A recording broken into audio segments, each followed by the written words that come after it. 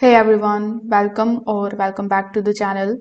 In today's video, I will show you how to fix the connection is not secure error in Google Chrome in 2026 using the simple and quick solutions that anybody can perform.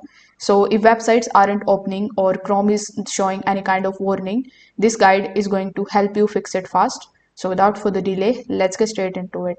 So in our step 1, you will have to check the date and the time of your system. For that, simply launch the settings of your device. Over here in the settings, simply hover over to the left hand side, then click on the option of time and language.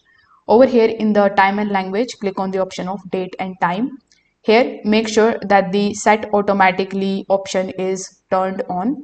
If it is turned off, you just have to turn it on and it is automatically going to select the correct time and the date based on your own region.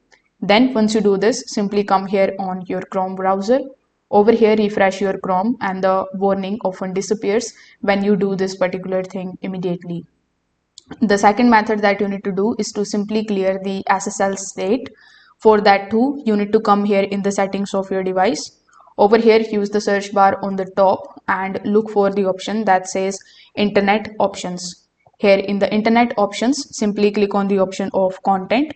Over here in the content, we have the option of clear SSL state. So when you click on it, this is going to remove all of your old security certificates that cause the error.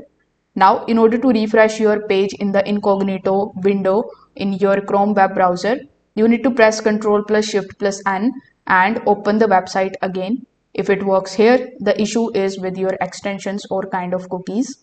In order to disable any kind of problematic extensions, click on the three dots on the top right hand corner. Now go to the extensions and click on the option of manage extensions. Over here, you just have to turn off any kind of ad blocker that you are using or any kind of VPN that you are using or any kind of proxies or security extensions that you are using one by one. Some extensions block the certificates and trigger the error. So you just have to do all of these things and see if the error is fixed or if the problem is solved. If this video helped you out, make sure that you like this video and subscribe to the channel. Thanks for watching.